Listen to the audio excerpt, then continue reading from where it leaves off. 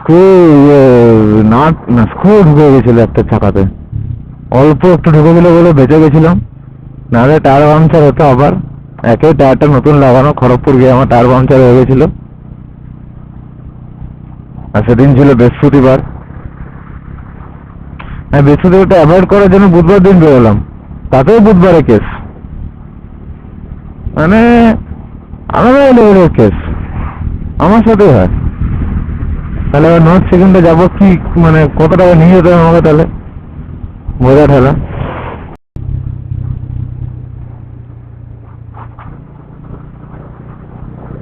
বাহ, দারুণ সাজানো তো হোটেল খোয়াই, এবার করে ঠান্ডা হাওয়া, এবার করে গরম হাওয়া, সব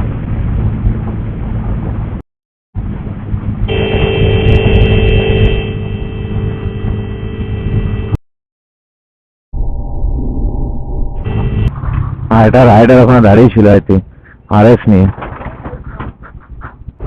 এই রাস্তাটাতে ভিড়ও থাকে না, কোনো ট্রাফিকের কোনো ইয়েই নেই, NH2B কোনো ট্রাফিকের কোনো চাপই নেই, আরামসে গাড়ি চালানো। দু তিনটে গ্রাম আসবে, আর একটা মেন প্রবলেম সেটা হচ্ছে রেল লাইন।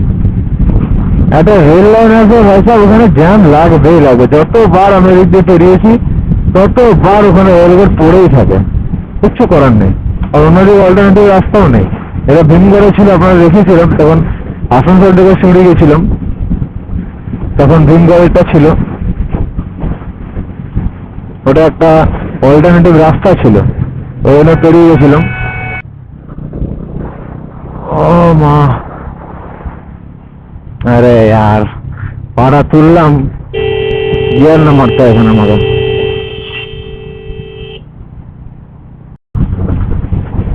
এই হচ্ছে এরিয়া, পুরো দু সাইডে মাঠ, আর মানে চারিদিকে খালি, কোনো দিকে কেউ আসার বাসার কুকুর ফুকুর আসার কোনো প্রবলেম নেই। আরামসে গাড়ি চালাও এরকম স্পিডে, 70-80-তে, গাড়ির মাইলেজটাও বাড়বে আর স্মুথলি যাওয়া যাবে। ঠিক আছে, কত মাইলেজ দিচ্ছে, 41 হয়ে গেল মাইলেজ। এরকম মাইলেজ এরকম হয়ে যদি গাড়ি চালায় না, মাইলেজ 50 দিতে হবে। আমি 55 পর্যন্ত মাইলেজ বার করেছি গাড়ির, যেখানে 50+ ক্লেমই করে সেখানে 55 পর্যন্ত মাইলেজ বার করে দিয়েছি। আলাদাই লেভেলের মজা ভাই সব, অত মাইলেজ বার করে।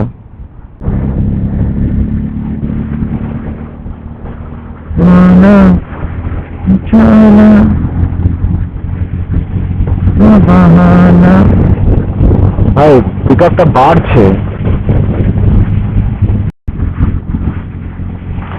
মাঝে মাঝে এক একটা গ্রাম করে, তারপরে দেখুন রাস্তা একদম সেই স্মুথ একদম, যাকে বলে জাস্ট অসাম। ওয়াও, হ্যাঁ এটা খুব ভালো কাজ করেছে, চালিয়ে দিয়েছে। এবার সবাই সাইড দেবে,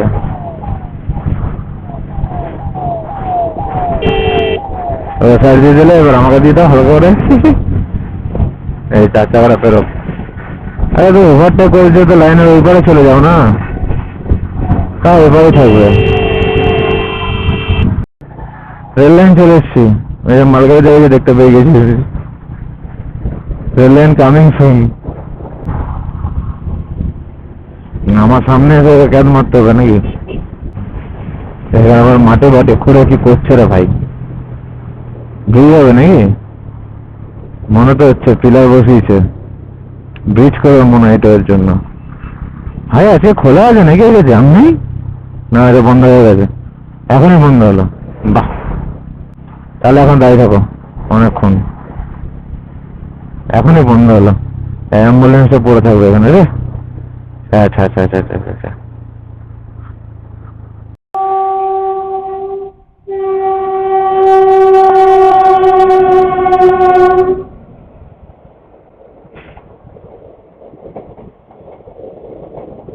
সাহেবগঞ্জ 10টা 4।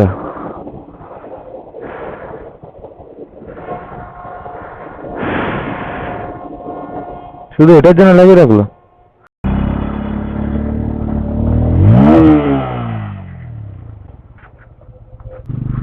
এই যে নবাবহাট চলে এলাম, নবাবহাট বাস স্ট্যান্ড। এটা এখান থেকে শিউড়ি বাসগুলো ছাড়ে। এবার ডান দিকে গিয়ে আমি বাঁ দিকে ঘুরে যাবো, বাইপাস চলে এলাম, 2 মিনিটের মধ্যে বাইপাস ঢুকে যাবো। চলো বাইপাসে উঠে গেলাম।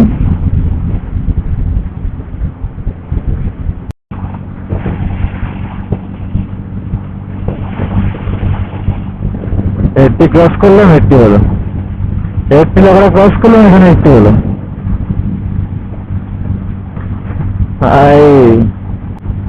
ভাই বাইপাসে হেলমেট পরে গাড়ি চালাতে হয়।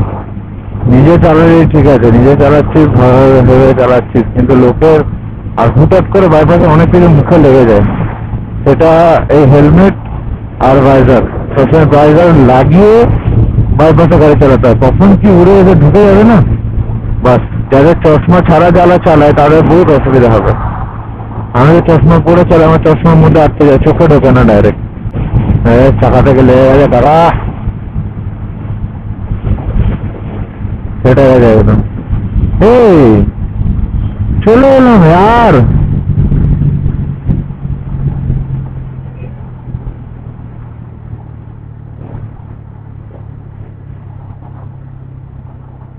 চোখ থেকে চলে এলাম, বুঝতেই পারলাম না। দিল্লি রোডটা দিয়ে যাই, 11টা বাজছে, 1টার মধ্যে ঢুকে যাবো আরামসে।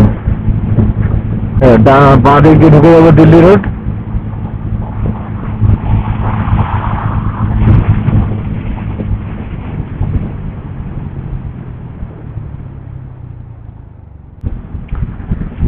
দিল্লি রোড কেন বলে জানি না বাবা। এই যে সোজা রাস্তাতে বাইপাসটা ঢুকছে, পাল্লা রোড স্টেশন। এখানে রেল লাইনও আছে, রেল লাইনে পেরোবো, 2বার পেরোতে হবে। মানে পুরো রেল লাইনটা গোল করে ঘুরছি, আর কিছু না। আরে বাবা, আটকে গেল, আটকে গেল। এই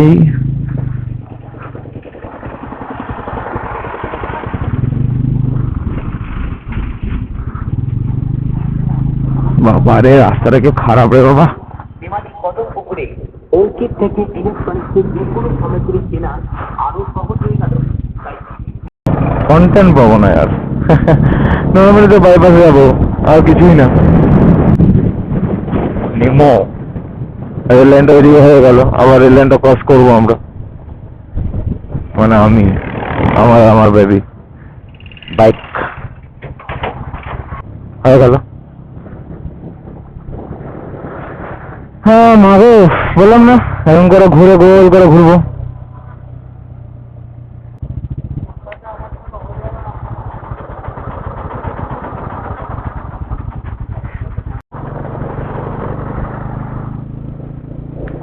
টু মাইলেজ ভাই, ওপি লেভেলের মাইলেজ দিচ্ছে।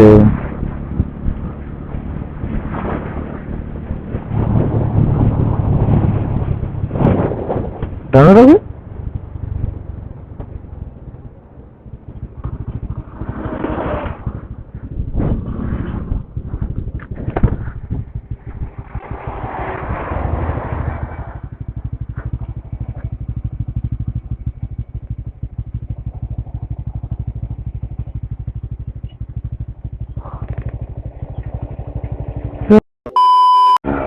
খুলে বেরিয়ে গেছে।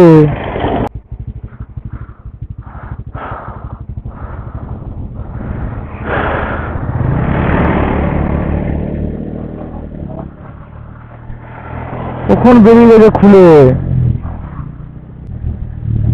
কার গায়ে লাগলো কে জানে। আমি বেশি করে চালাই আজকে, 100 তুলিয়ে নেবে একবারও এখনো অব্দি। ওকে করে খুলিয়ে চলে গেল, একবার নিচ থেকে খুলে বেরিয়ে চলে গেছে। আর টোল প্লাজা আসবে, ওখানে চাটা হেভি করে, ওখানে চাটা খাই, তারপর আবার জার্নি শুরু করবো। অনেকক্ষণ ধরে চলছে গাড়ি।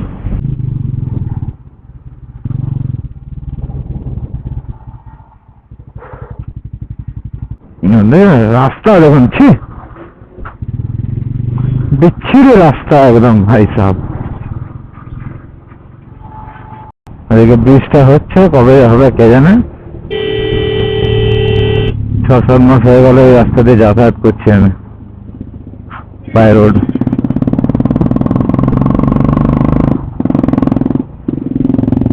মালটা আগে আয়নাটা দেখাচ্ছে না নাকি, বারবার ধরে পিছনে তাকাচ্ছে। দক্ষিণেশ্বরের দিকে অগ্রসর হচ্ছে। এই রোডটা কত ভিড় হবে শুধু দেখে নিন। বালি ব্রিজটার ওখানটাতে সব থেকে বেশি ভিড় হয়। এখানটা আছে রাজচন্দ্রপুর, এই রাজচন্দ্রপুর বাসগুলো, এখানে 206 বাসগুলো দাঁড়িয়ে আছে এখানে, সব কটা 206 বাস। আমাদের কেষ্টপুর 206 পর্যন্ত যাবে এরা। বহুত বড় বড় বাম্পার গুলো আছে।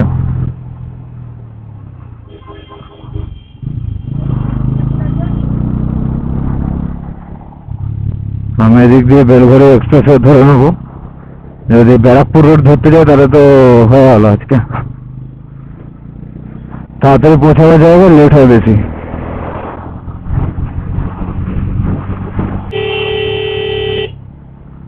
এখানটা ফাঁকা আছে আজকে, এই ভোর দুপুর বলে মনে হয় ফাঁকা আছে। 12:30 বেজে গেছে। বাবা, 1টা বাজতে গেল, তাহলে তো হবে। নিচে রেল লাইন আছে একটা, উপরে রেল লাইন আছে একটা, বালি একটা আসানসোল অগ্নিবীণের এদিক দিয়ে আসে, আর আরেকটা দিকে ইন্টারসিটিটা আছে ব্যান্ডেলে। দুটো রাস্তা এখানে মিক্স হচ্ছে। নিচে ব্রিজটা পেরোলাম, ব্রিজটা নিচটাতে ট্রেন আসবে না। জয় মা কালী, জয় মা দক্ষিণেশ্বর মা। গঙ্গা নদী পেরোলাম, কলকাতা এন্ট্রি নিলাম। এখানে লাইনটা বন্ধ ছিল, কি কাজ হচ্ছিল, রাস্তাটা বন্ধ করে দিয়েছিল।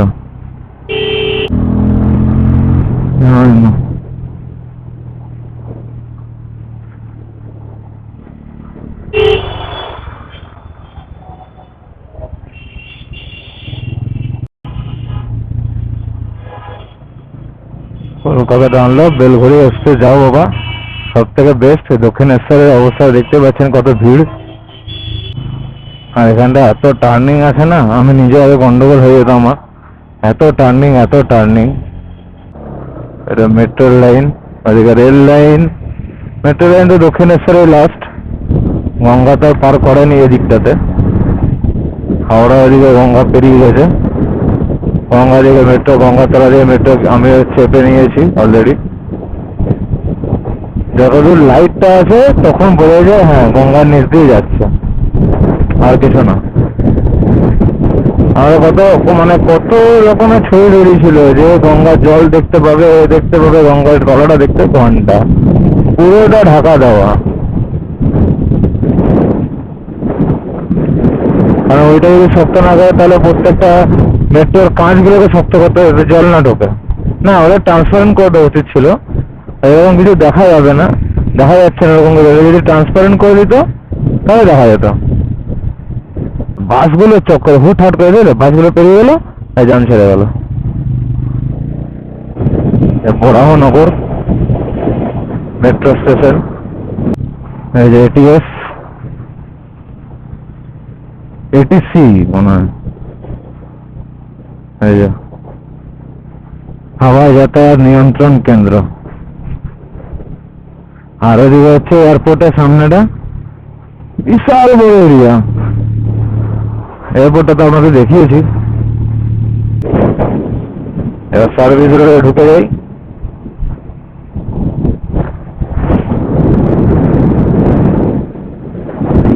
বাস, চলো এবার স্মুথলি হবে। এবং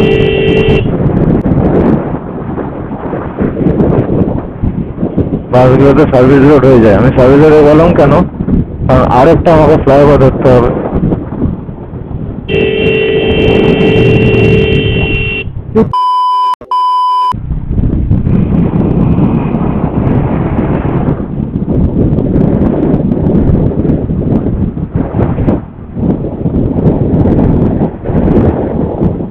হচ্ছে ডান দিকে ছড়াই দিল, মানে হেডফোন বুঝে আছে, শুনতে পায় না কালা। 3টে ঘাট কমে গেল, 6টা ছিল।